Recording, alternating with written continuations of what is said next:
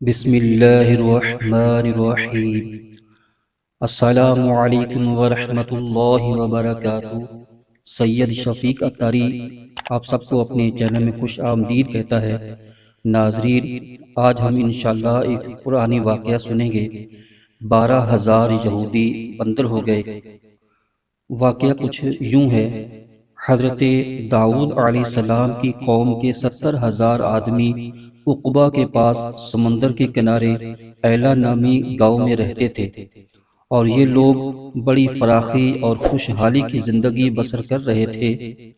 اللہ تعالیٰ نے ان لوگوں کا اس طرح امتحان لیا کہ سنیچر یعنی ہفتے کے دن مچھلی کا شکار ان لوگوں پر حرام فرما دیا، اور ہفتے کے باقی دنوں میں شکار حلال فرما دیا، مگر اس طرح ان لوگوں کو آزمائش میں مبتلا فرما دیا کہ سنیچر کے دن بے شمار مچھلیاں آتی تھیں اور دوسرے دنوں میں نہیں آتی تھیں۔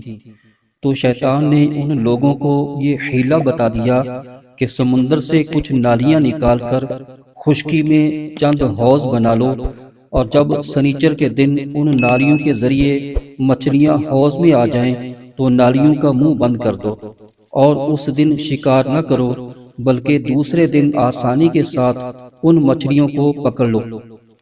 ان لوگوں کو یہ شیطانی ہیلہ بازی پسند آ گئی، اور ان لوگوں نے یہ نہیں سوچا کہ جب مچھلیاں نالیوں اور حوضوں میں مقید ہو گئیں تو یہی ان کا شکار ہو گیا۔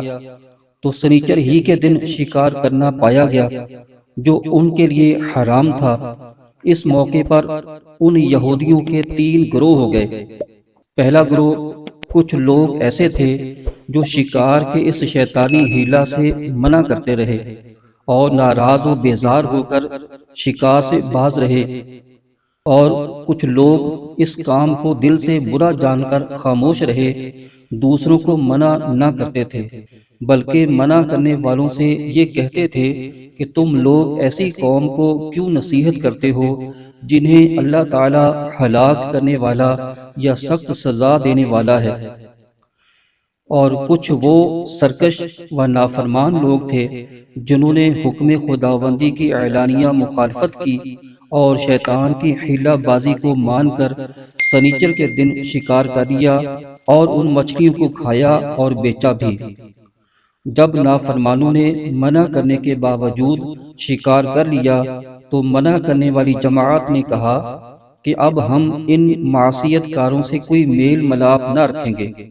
چنانچہ ان لوگوں نے گاؤں کو تقسیم کر کے درمیان میں ایک دیوار بنا لی اور آمد و رفت کا ایک الگ دروازہ بھی بنا لیا۔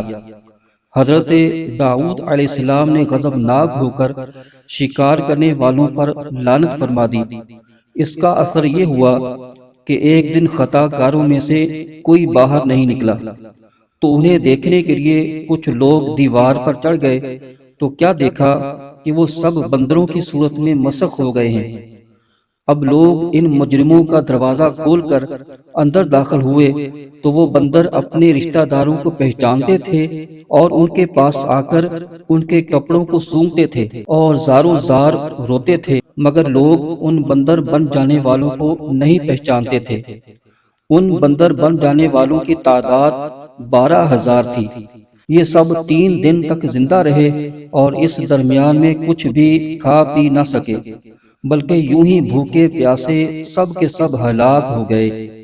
شکار سے منع کرنے والا گروہ ہلاکت سے سلامت رہا، اور صحیح قول یہ ہے کہ دل سے برا جان کر خاموش رہنے والوں کو بھی اللہ تعالی نے ہلاکت سے بچا لیا۔ اس واقعہ کا اجمالی بیان تو سورہ بقرہ کی اس آیت میں ہے، وَلَقَدْ عَلِمْتُمُ الَّذِينَ اعْتَدَوْا مِنْكُمْ فِي السَّبْتِ فَقُلْنَا لَهُمْ كُونُوا قِرَدَةً خَاسِئِينَ۔ پارہ 1 سورہ بقرہ آیت نمبر 65 ترجمہ کنز الایمان۔ اور بے شک ضرور تمہیں معلوم ہے تم میں کہ وہ جنہوں نے ہفتے میں سرکشی کی تو ہم نے ان سے فرمایا کہ ہو جاؤ بندر دھتکارے ہوئے۔ اور مفصل واقعہ سورہ اعراف میں ہے، جس کا ترجمہ یہ ہے، اور ان سے حال پوچھو اس بستی کا کہ دریا کنارے تھی، جب ہفتے کے دن ان کی مچھلیاں پانی پر تیرتی ان کے سامنے آتی، اور جو دن ہفتے کا نہ ہوتا نہ آتی۔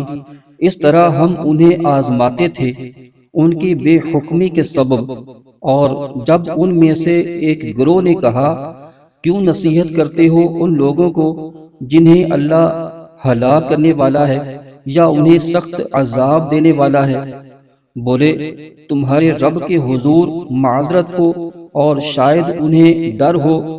پھر جب وہ بھلا بیٹھے جو نصیحت انہیں ہوئی تھی، ہم نے بچا لیے وہ جو برائی سے منع کرتے تھے، اور ظالموں کو برے عذاب میں پکڑا بدلہ ان کی نافرمانی کا۔ پھر جب انہوں نے ممانت کے حکم سے سرکشی کی، ہم نے ان سے فرمایا، ہو جاؤ بندر دھتکارے ہوئے۔ تو ناظرین، اس واقعے سے معلوم ہوا کہ شیطانی حیلہ بازیوں میں پڑھ کر اللہ تعالیٰ کے احکام کی نافرمانیوں کا انجام کتنا برا اور کس قدر خطرناک ہوتا ہے۔ اور خدا کے نبی جن بدنصیبوں پر لعنت فرما دیں، وہ کیسے ہولناک عذاب الہی میں گرفتار ہو کر دنیا سے نیست و نابود ہو کر عذاب نار میں گرفتار ہو جاتے ہیں، اور دونوں جہاں میں ذلیل و خوار ہو جاتے ہیں۔ اصحاب ایلا کے اس دل ہلا دینے والے واقعہ میں ہر مسلمان کے لیے بہت بڑی عبرتوں اور نصیحتوں کا سامان ہے۔